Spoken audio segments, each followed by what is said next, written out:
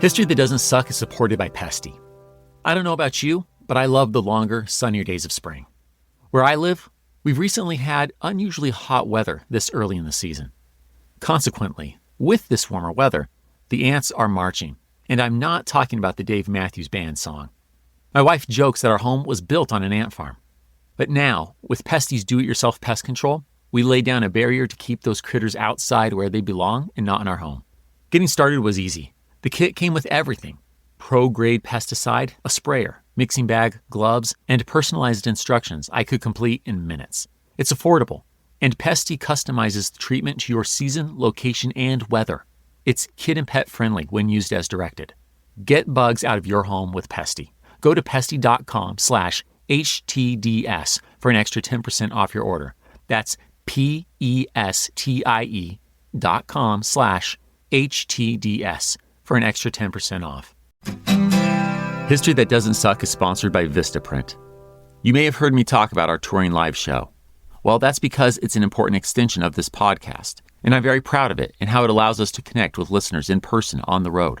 Every detail of these events is important, from what you see on stage to what you encounter at the venue, right down to the custom tablecloth we printed with Vistaprint.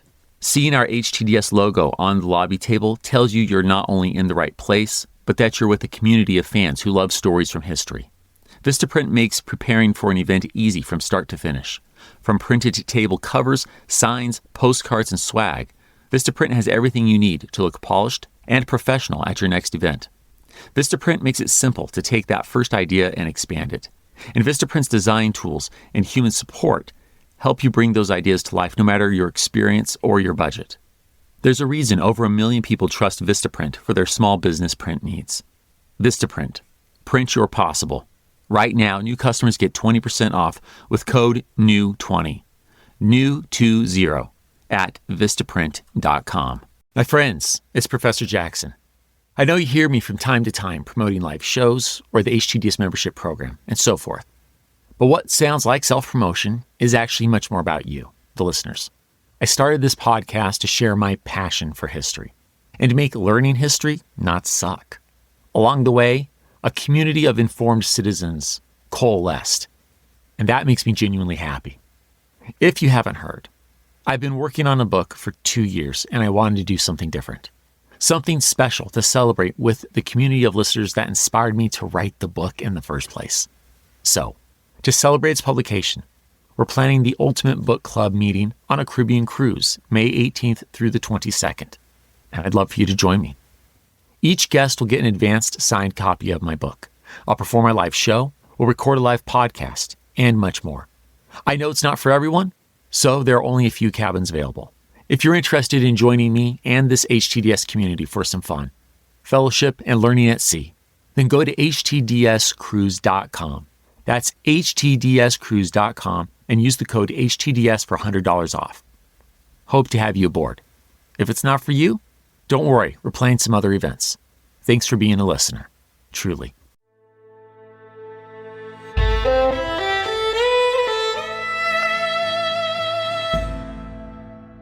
Hello, my friends, and welcome to what we're going to call a prologue episode of History That Doesn't Suck. I'm your professor, Greg Jackson, and I'm pleased to be joined by my executive editor, Riley Neubauer.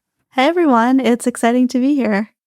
So, today, we are going to have what I think is just a real honor of an interview. We'll be speaking with the director of the United States Holocaust Memorial Museum, Sara Bloomfield.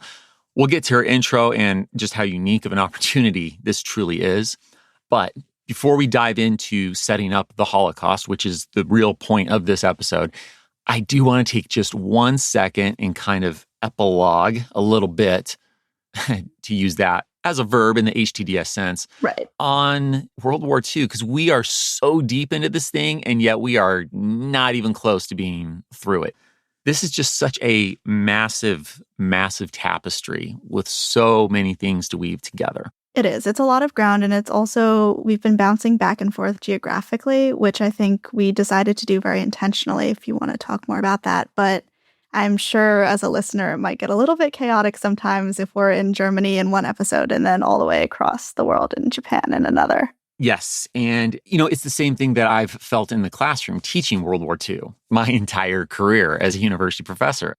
You have to make a choice between whether it is frustrating to miss some context as you stick to one theater and just plow through the Pacific and then plow through Europe, or vice versa, right? Because you're missing crucial context. You don't get to Europe without Pearl Harbor from the American perspective, right? And Right. that's exactly what we're about here, obviously, on HTDS. So, or you move chronologically, and it does mean that there's a little bit of a pause, in these stories. To me, the latter is the better course. I think it's important to have that context, and we are very intentionally grouping together several pieces of an episode. I'm very opposed to one episode in Europe, one episode in the Pacific, one episode in Europe. That's just too jarring. But I would like to point out for listeners that if you want to get a geographical take, you can do that. Just jump around on your episodes. World War I was so much easier. Well, that's because America didn't enter until far later into the war. I know. And so it also let us, I'm going to say cheat. It's the wrong verb, But it works here. Yeah. Yeah. Being able to do, first of all, one episode, which I very much enjoy, and I confess that it was one of the easier episodes to do because it was, obviously, I don't have sound design and the same rich level of detailed storytelling that I can do in the classroom. But that episode, I want to say that was 128. Forgive me if I misrecall a number, but being able to just lay out 99 years of causes building from Napoleon to the start of the war, and then doing an episode where it was, hey, here are the highlights of World War I for the first, 75% of the conflict, right? It's the right thing to do when you're giving the U.S. experience in World War I. But yeah, it kind of feels like cheating. You get to fast forward basically to the end. And then you're just following this one expeditionary force in Europe that's barely hitting big numbers as the war ends, in a way, as important as that American effort was to changing the tide of the war. Whereas here, we're following two massive U.S. forces literally on opposite sides of the globe. And I do want to be careful, or rather, I'll say I've been very mindful, as I am in the classroom when I teach World War II. I don't want to see the Pacific get shortchanged. I love the European side. As weird as it always is, I know everyone understands what a historian means. And they're like, I love the history of this war. It's not condoning war, hate war, but the gripping stories, the significance of how the world changes as a result. But so many Americans, so many servicemen bled and died in the Pacific. I don't want to throw too big of a blanket over this, but it's so often the case that World War II gets reduced to a European focus. And I just don't want to omit, skip, cut out the very real sacrifices that happen in the Pacific. So trying to make sure we do justice to all of it. It means we're going to keep changing gears every few episodes, but you can always go back and listen just to whichever theater you want. I think it's a really good point, especially given the context. I mean, there's a lot that we need to understand about the state of the world before and in the early years of World War II in order to better understand the American experience during it.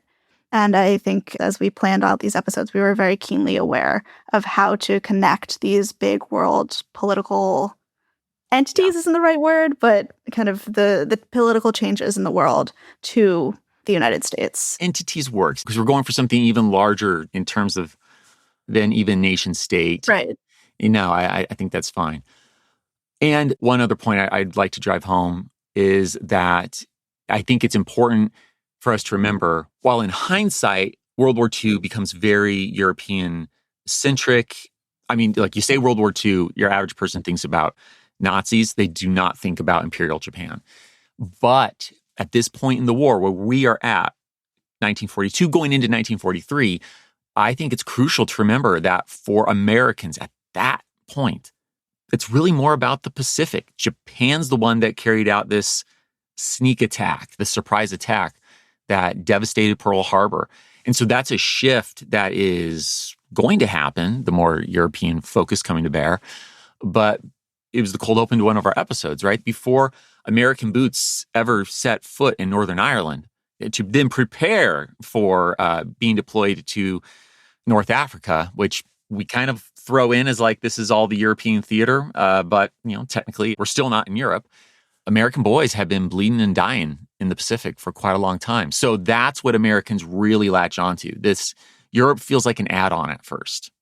So now, as we return to the Holocaust, so I'll again emphasize that I very much encourage anyone who feels rusty on it to revisit episode 185, get that early Holocaust locked back into your head, and then dive into these next few episodes.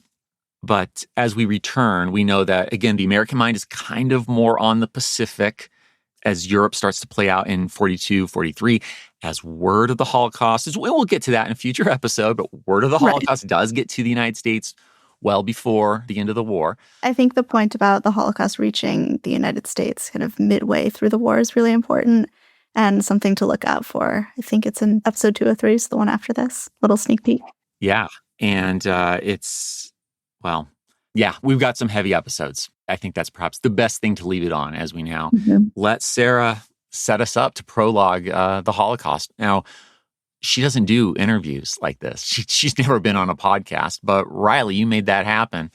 Do you mind telling the tale? How's this happening?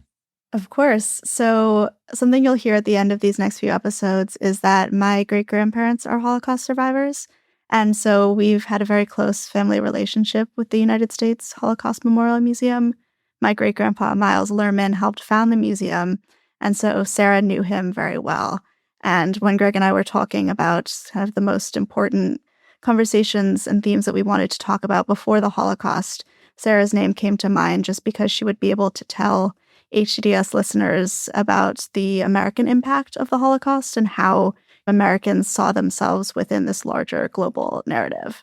And so I'm incredibly honored that she decided to take the leap and be on her first ever podcast and that we're able to bring this conversation to you. It really means a lot to me personally and also in our HTDS universe. I'm just an observer on those emails as they were exchanged, Riley. It's touching. I appreciate that she's willing to do this. I appreciate you reaching out to her, but the connection was evident in the exchange, if that's okay for me to say that much, publicly. So thank you again to you, Riley. Our conversation will continue in just a moment, and we'll be joined by Sara J. Bloomfield, Director of the United States Holocaust Memorial Museum.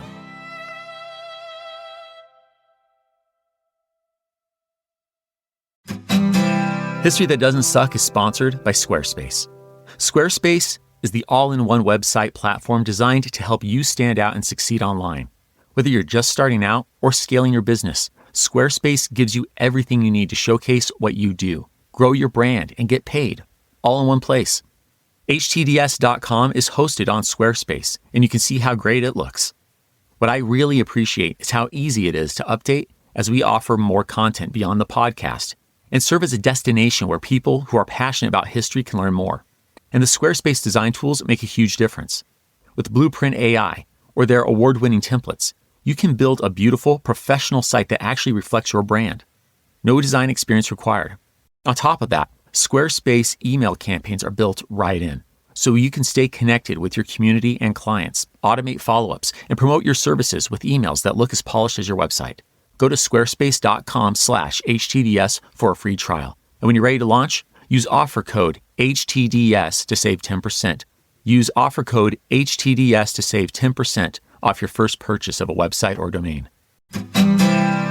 History That Doesn't Suck is supported by Quince. I've learned that the best wardrobe isn't huge, it's smart. Quince nails it with versatile essentials. Lightweight cashmere sweaters, Mongolian cashmere polos, linen bottoms, and tees in 100% Pima cotton or European linen. Pieces you'll actually wear season after season. Spring is coming, but it's still a bit chilly, so I'm still rocking the cardigan sweater I got from Quince this winter. Frankly, almost daily, I do love it that much. And it's not a stuffy professor's cardigan. It's a stylish update that is soft and warm from 100% organic cotton. Quince works directly with top factories, cutting out the middleman so you pay for quality, not retail hype. Everything is built to last. Stop overcomplicating your wardrobe. You just need the pieces that work over and over. Right now, go to quince.com/HTDS for free shipping and 365-day returns. That's a full year to build your wardrobe and love it. And you will. Now available in Canada, too. Don't keep settling for clothes that don't last. Go to quince.com/HTDS for free shipping and 365-day returns. Quince.com/HTDS. History That Doesn't Suck is supported by Indeed. Hiring is one of those things that sounds simple until you're actually doing it. You're not just looking for someone to fill a role. You're looking for the right person with the right experience who can actually move your business forward. If I had to hire for HTDS tomorrow, I wouldn't want to mess around with candidates who look decent on paper but don't really get what we do. I'd want someone who's already written narrative stories and understands our rigorous research standards. If you're hiring, Indeed is all you need. Indeed Sponsored Jobs helps you target your job post based on things like specific skills, certifications, or location, so you're reaching people who can truly drive results. Join the 3.3 million employers worldwide that use Indeed to connect with quality talent. Spend less time searching and more time actually interviewing candidates who check all your boxes. Less stress, less time, more results now with Indeed Sponsored Jobs.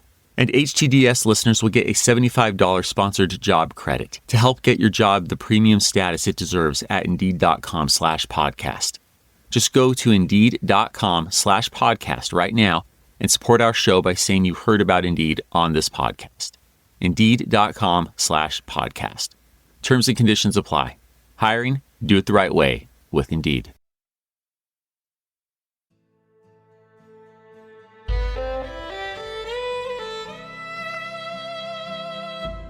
So we are honored to be joined by the director of the United States Holocaust Memorial Museum, Sara J. Bloomfield. Sara also serves on the International Auschwitz Council and International Treblinka Council, has been named Chevalier of the Legion of Honor by the French Republic, and is a recipient of the Officer's Cross of the Order of Merit of the Republic of Poland. Sara and I are joined by HTDS Executive Editor, Riley Neubauer. And with that, Sara, thanks for joining us. It's a pleasure to have you here. Thank you so much for having me. I really appreciate it. I think to begin, we'd like to ask perhaps the obvious question, which is, why does a Holocaust Memorial Museum exist in the United States? It is a great and obvious question, and I'm really glad you asked it. And I think there's just one word that explains why there is a Holocaust Museum in our nation's capital, and that word is democracy. Because if you look at history, you can remember that before the Nazis came to power, Germany was an advanced, educated nation with a democratic constitution, a rule of law, free speech, more Nobel Prizes than any other country, among the most respected Christian theologians in the world, and yet.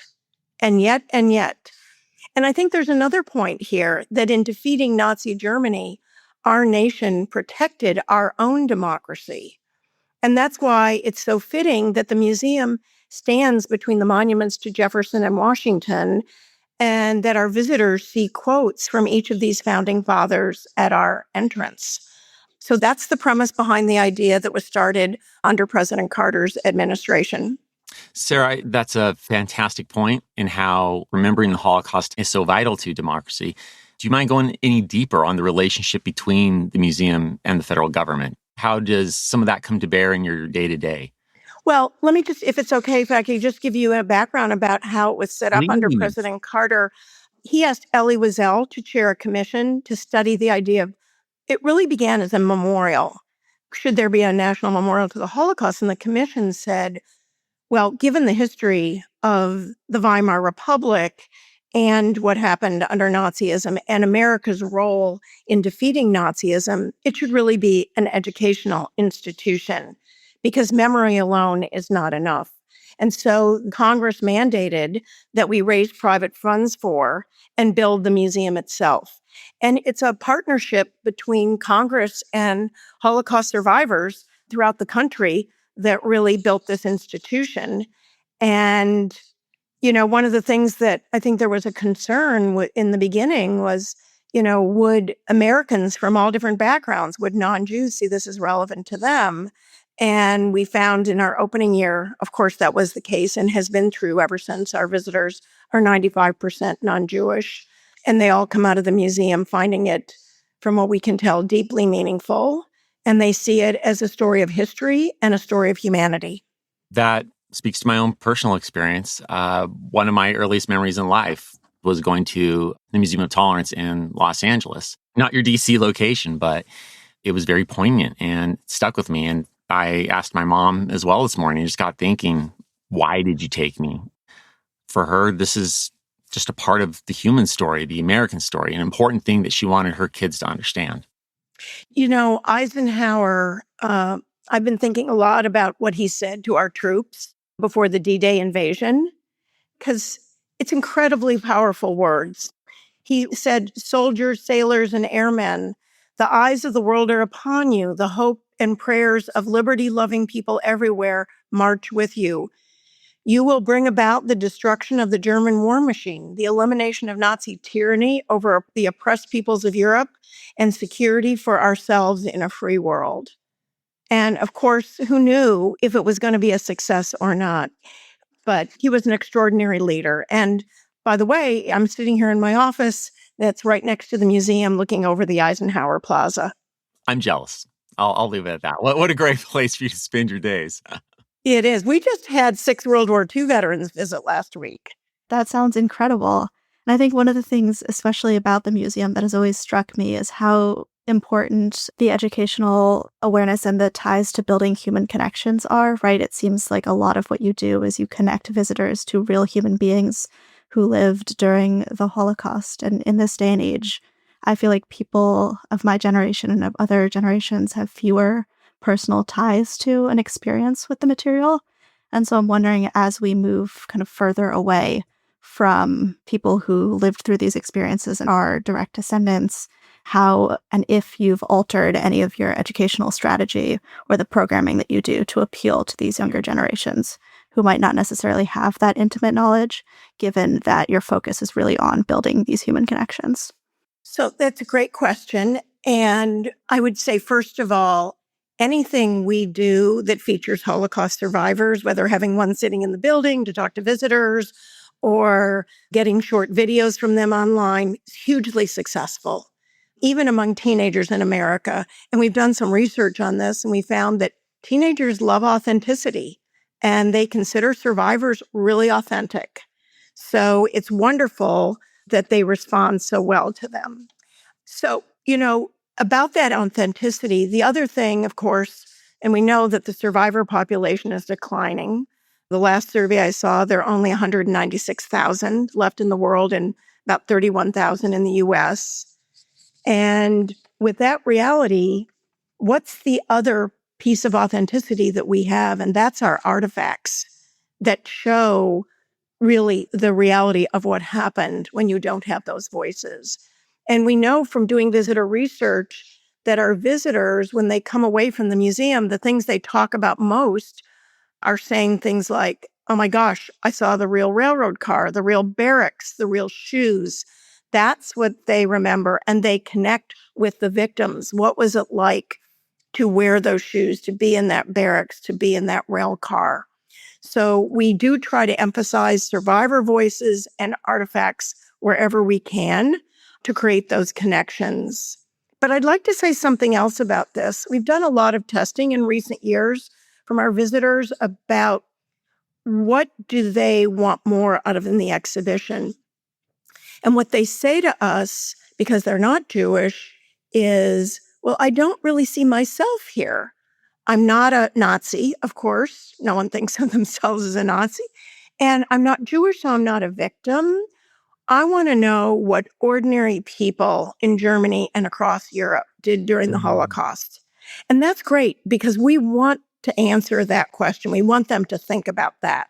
Because the truth is, the Holocaust would not have been possible without the collaboration of many hundreds of thousands of ordinary people and the silence of millions of ordinary people.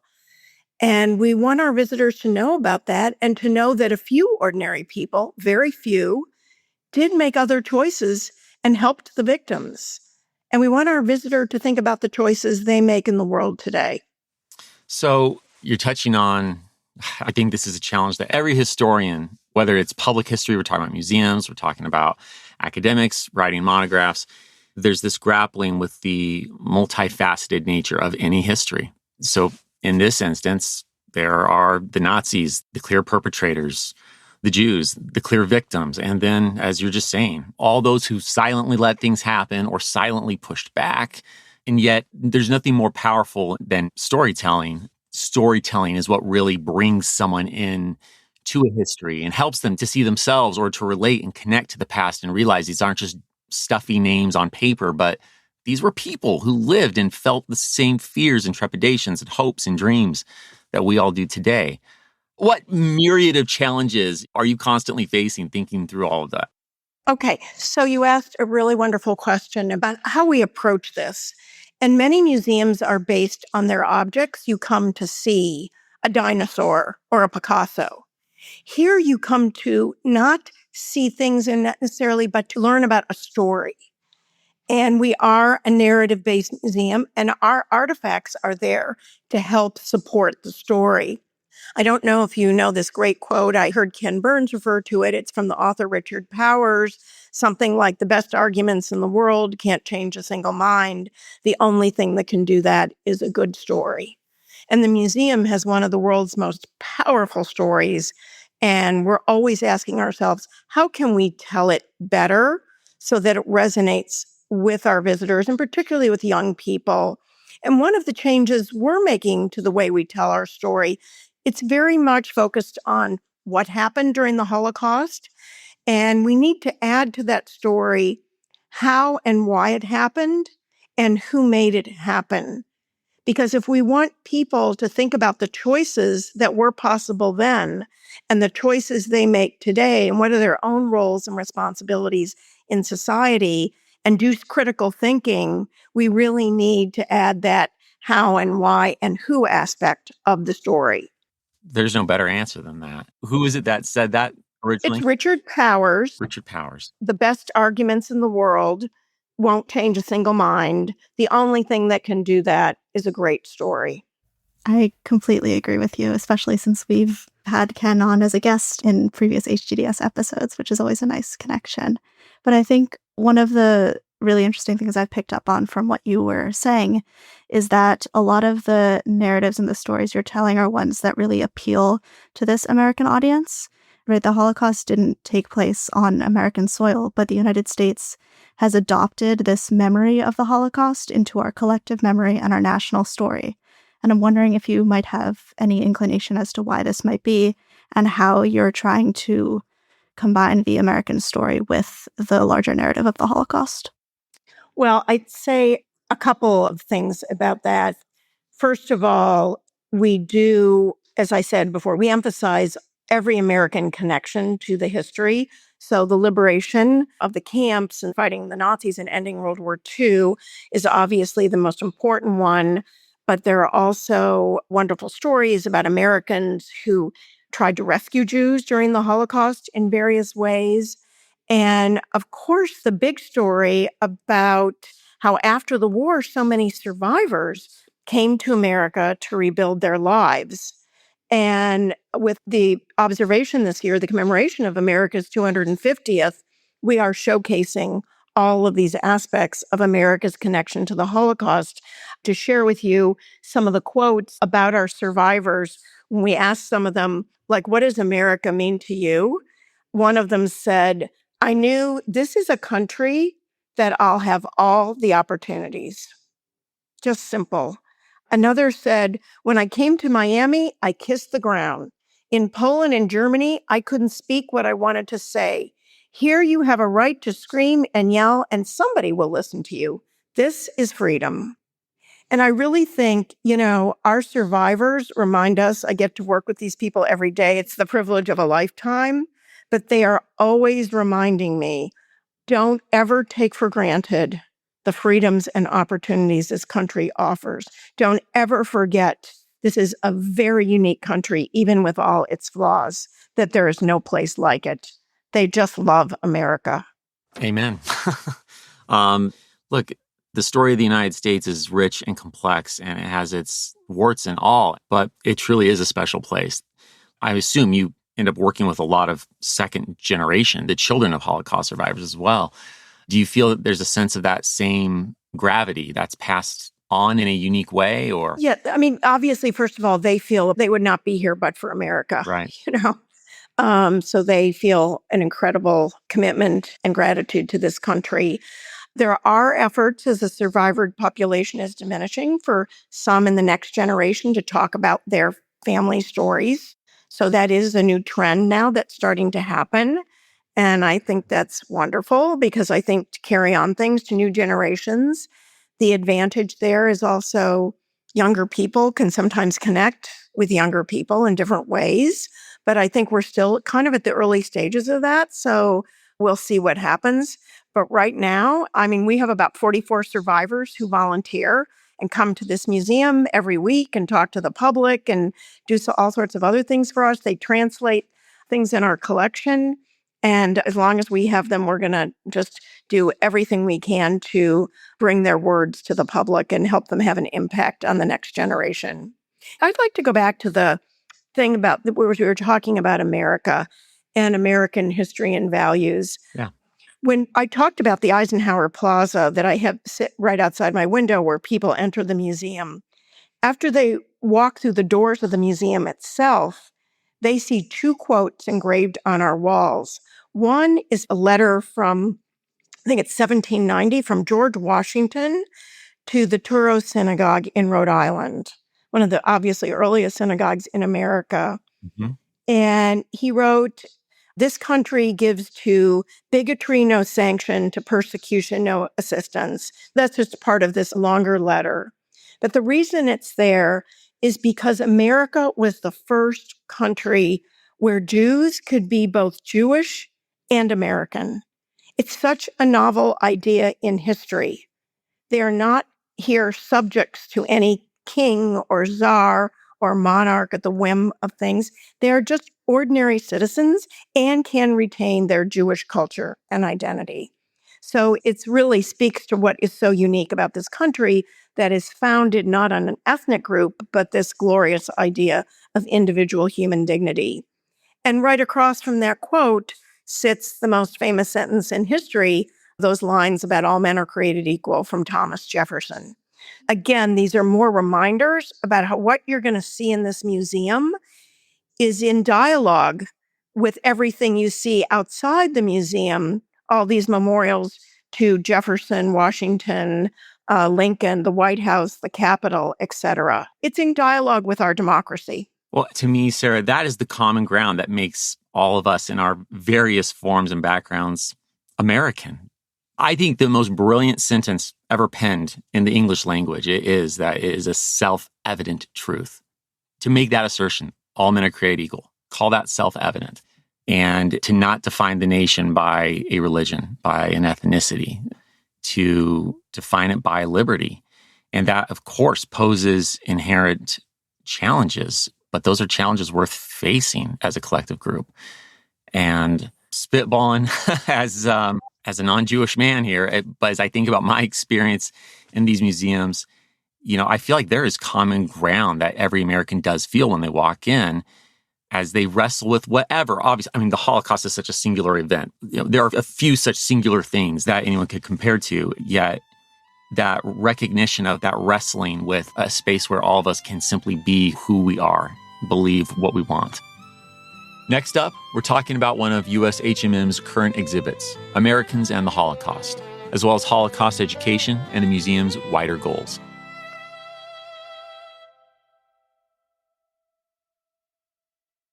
Hi, I'm Angie Hicks, co-founder of Angie. One thing I've learned is that you buy a house, but you make it a home. For decades, Angie's helped millions of homeowners hire skilled pros for the projects that matter. Angie, the one you trust to find the ones you trust. Find a pro for your project at Angie.com. Real skin results start with one daily ritual. Meet Daily Microfoliant from Dermalogica. This iconic exfoliating powder activates with water to gently polish away dullness and uneven texture. It leaves skin instantly smoother and more luminous while supporting your skin barrier. Formulated with professional expertise to deliver visible results daily, even on sensitive skin. Discover your healthiest skin today. Visit Dermalogica.com and use code SMOOTH at checkout for an exclusive gift with your $65 purchase. Ryan Reynolds here from Mint Mobile with a message for everyone paying big wireless way too much. Please, for the love of everything good in this world, stop. With Mint, you can get premium wireless for just $15 a month. Of course, if you enjoy overpaying, no judgments, but that's weird. Okay, one judgment. Anyway, give it a try at mintmobile.com/switch. Upfront payment of $45 for 3-month plan, equivalent to $15 per month required. Intro rate first 3 months only. Then full price plan options available. Taxes and fees extra. See full terms at mintmobile.com.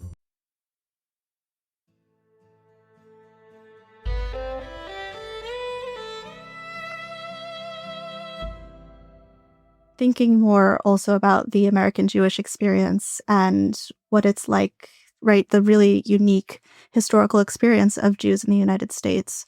I'd like to ask you a little bit about your Americans in the Holocaust exhibit and what stories you've chosen to highlight and what themes were important to you. So that exhibit is really, it's a picture of our own country during this period, during the same period from Hitler's rise to power to 1945 and the end of the war. And we're showing the public, what did Americans know as the Holocaust is unfolding in Europe, and how did they respond? And it's really a story, we call it Americans in the Holocaust. It's not America particularly like talking about the government, although we look at the government, but we look at Americans as citizens. And this is because we are the country, the country is us. So we wanted to show it from that perspective. And again, that focus, of course, Franklin Roosevelt is in there. And of course, very problematic people like Breckinridge Long from the State Department. But we also show ordinary Americans.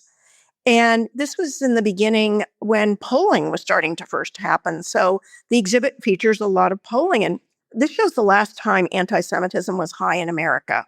Anti-Semitism is very high today, much higher than it was then, at unprecedented levels. But this was the last time that this was the case. And so what you have in America is, for example, in 1938, when the Nazis staged violent action across Jews everywhere in Germany, synagogues, Jewish businesses, Jewish homes, kill many Jews, plunder all their property. It's headline news in America everywhere. 2 out of 3 Americans blame the Jews for their own persecution. 2 out of 3. Wow. And even after the war, in 1945, now remember, we didn't have TV then, we don't have social media. People are learning about the Holocaust in newspapers, on radio, but the war is what everyone is so focused on. And of course, the atrocities that they've heard about seem unbelievable. No, they just can't be true because they're so horrific. But at the end of the war, when Life magazine and these other magazines start publishing in these newsreels that people are seeing in movie theaters, and America starts to see the evidence, again, here's a poll where they asked Americans, should we let more of these Jewish refugees after the war who've survived this into the country? And only 5% said let them in. So again, it was a time of Americans, very high degrees of anti-Semitism. Now, counterpoint to that, you have extraordinary stories of individual Americans who said, whatever my fellow countrymen think, whatever my government thinks, I'm going to do things to help Jews. So we feature a lot of different stories about that, about taking that individual initiative. And that gets back to that story about critical thinking about my own roles and responsibilities today. What can I do? And there are always choices. And our motto here is like, what you do matters. You see that around the building. What you do matters. I would say to you all, history matters. History helps us think how what we do matters. And that's what we always are really conveying in everything we do. Do you think presently in the United States there's a lack of knowledge about the Holocaust and about Holocaust history? Absolutely. I mean, we know this from a lot of surveys, not only a lack of knowledge, but also very alarmingly, skepticism about whether it was true. Again, this is Eisenhower predicted that was happen because he said the crimes are so horrible. In the future, people will think this is just propaganda. And he was absolutely right. I always say Eisenhower He could never have anticipated social media, but he did understand human nature. Mm-hmm. So we find, I would say, when I look at the picture, you have denial, but you also have a lot of misperceptions and ignorance. A lot of people just aren't sure, or they have misguided views. They think, we've done some research, just Hitler alone and a few Nazis killed Jews, things like that. And also, I think we have to put this in larger context. I think historical literacy is at all-time lows. I think you have, civics education probably not doing well. Fewer people are studying history. Everyone wants to major in STEM or in business or finance. We want people to major in history. To be a responsible citizen, you have to know about where you've been in order to think about and shape your future. Sara, you're singing our song here. Absolutely agree. You can't have a functional republic without a citizenry well-versed in these things.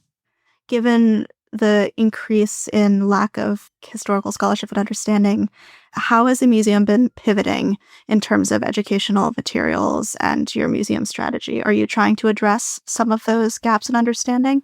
Yes. Well, I'd say a couple things. First of all, I'd say the good news is we have more secondary school teachers interested in our teacher training and professional development than ever before. But as you said, we have to shape our resources to help them teach this in a way that's relevant. So, for example, one of the things we've done is because young people today get exposed to so much propaganda online, we have developed a module using Nazi propaganda posters and help teachers teach students how is that propaganda designed to influence public opinion. Because we want students to be more discerning consumers of all the propaganda that's being thrown their way on TikTok or whatever it might be. So this is something new that we've been trying. We've also done, as I said, this focus more on why the Holocaust happened, helping explain anti-Semitism.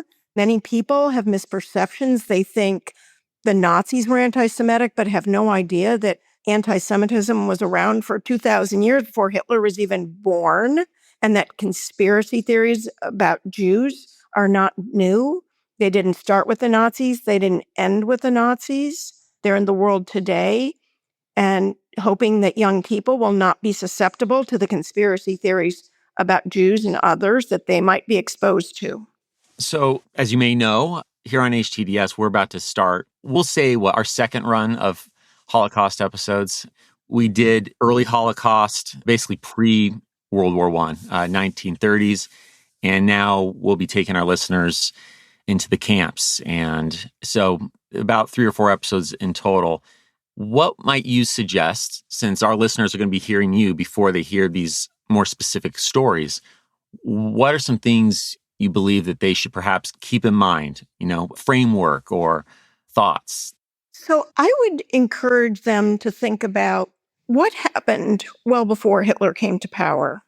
Not just the Weimar Republic and all the issues it faced, the economic problems, the polarization, the divisions, but go back even further, because great events, great meaning, enormous world-shaking events like the Holocaust and World War II, they're not meteorites that came down from the sky. Nazism, didn't come from nowhere.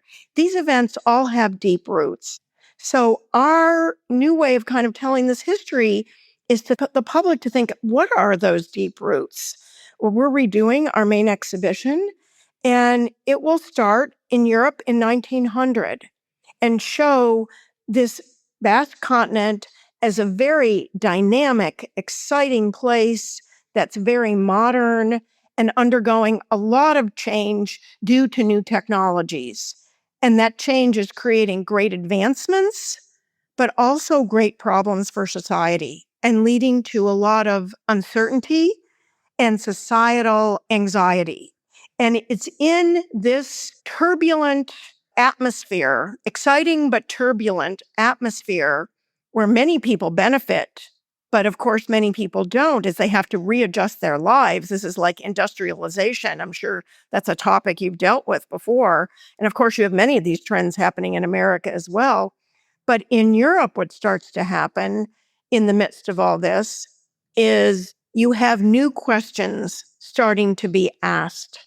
People are looking for answers, right? History teaches us that we always look for simple answers to complex questions. Yep. So in this turmoil, people start asking, why is this happening? And with the rise of ethno-nationalism, one of the questions, and scientific racism, those two phenomenon, they start to say, who truly belongs to our nation? Who is truly German? Who is truly French? And of course, the answer ultimately is, well, we have this Jewish minority that's been here. They're not really us. They don't truly belong. They came from somewhere else. And this is a nation that should only be for the true, and this is very much of a racial concept, the true racially pure French, the racially pure Germans. And you can see how these ideas are starting to lay the groundwork for a Nazi movement that is going to be set off because of World War I. And World War I, many scholars I work with say World War I began in 1914 and did not end until 1989. You've probably heard this before. Yep. But it set off an entire century of trouble and of dislocation and conflict. And the two biggest totalitarian ideologies, in modern history. So that would be my encouragement for how people think about the Holocaust, is to look even deeper in history.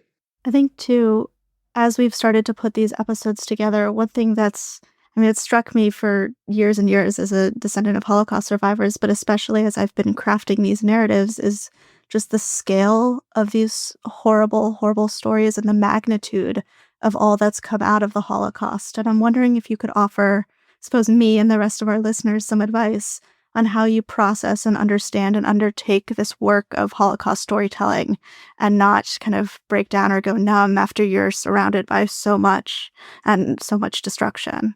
So one thing we found in doing visitor testing is that our visitors do not grasp the scale of the Holocaust. And we are going to do more to introduce that and to introduce how quickly it happened. So, once the mass killings begin, 4 million Jews are killed extremely quickly in just a few years. And by D-Day, and everybody is so excited about D-Day and it's about the liberation of Europe. But by D-Day, 5 million of the 6 million who be killed are already killed. So it's not only the size, it's the speed. So you have to communicate that for the public to grasp what an earth-shattering event this was. At the same time, you need to personalize it. This wasn't 6 million statistics. This is 6 million individual murders. And these are people with loved ones, with communities, with friends, and they're completely destroyed. So we balance the statistics, but also with a lot of the individual stories about who these people were and what happened to them. That's what our public also tells us. They want to know those stories, but they also want to know the fates. You may recall we have a large tower of faces that shows one community, one tiny little shtetl that's, near the Polish-Lithuanian border that's been there for hundreds of years. And these are pre-war pictures of this community. And it's basically all wiped out in 2 days by mobile killing units after being there for centuries. But these are pictures of such ordinary people. It just looks like us. And I've taken through so many VIPs from all over the world, people from every country you can imagine, and everybody walks in that room and goes, oh, because everybody can identify with the individuality and the humanity of just other human beings that are just like them. Is there a particular story, either in that section of the museum or an artifact you've come across in your time working for the museum, that struck you the most? Well, I had pulled out a quote from one of our visitors. We have visitors write comments, in a comment book. And this visitor wrote after the end of the main exhibition. I'll share it with you. It says, "This experience was beyond words. Our senior class came to DC expecting to have fun and maybe learn about government and politics. I don't think any of us expected to learn about humanity. And it signed Mandy from Iowa City. So I think the visitors do a great job of seeing this vast history connected to them. The other story I would tell you is we have in our collection now these remarkable letters that, well, there's little teeny letters on scraps of papers that some of the victims, when they're being deported, they, of course, did not know exactly where they were deported, but they're being deported to killing centers, were throwing from trains, hoping someone would pick them up and get them to their loved ones. So these are like people's last words. And we have some in our collection now. And we did a test with visitors to see how it resonated, where visitors could read these letters for themselves and get a little bit of background on the context within which they were written. And one of the visitors was a middle-aged woman, and she said, I came to Washington with my teenage kids, and we took them to a lot of museums. This is the only time they have really been engaged, was reading those letters. You give a master class on it day in and day out, Sarah. It's that impressive ability to ensure that the human side of history, even in such an ugly event, is being presented to your visitors. There's nothing that will make history get through, even to lean into the stereotypes, I guess, the checked out teen, like them realizing those historical figures were people. Sara, it's been delightful having you. Is there any last thoughts that you'd like to leave with our listeners before we wrap up today? I would just say thank you for your interest in our work, and for people seeing that history is really looking at ourselves in the mirror. That's what it's really about. And I just hope people will study the Holocaust, come to the museum, study the causes of the Holocaust, and see themselves in that story, and see themselves in the future story that they can write as citizens. That's beautiful. And of course, if you're in the Washington, D.C. area, everyone, we'd encourage you to make a visit. It'll be more than worth your while. Thanks again, Sara, and it's truly been a delight. Yes, thank you. And that was a fantastic thought to end on. And that does it for this Prologue episode. It was a real honor to have Sara on the podcast. I'll see you back here in 2 weeks when we continue our episodes about anti-Semitism and the Holocaust.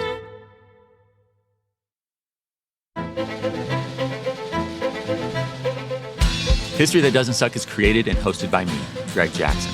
Episode produced by Dawson McCraw with editorial assistance by Riley Neubauer and Ella Henriksen. Special thanks to episode co-host Riley Neubauer, USHMM Director Sara Bloomfield, and the museum staff. Production by Airship. Sound design by Molly Bach. Theme music composed by Greg Jackson. Arrangement and additional composition by Lindsey Graham of Airship.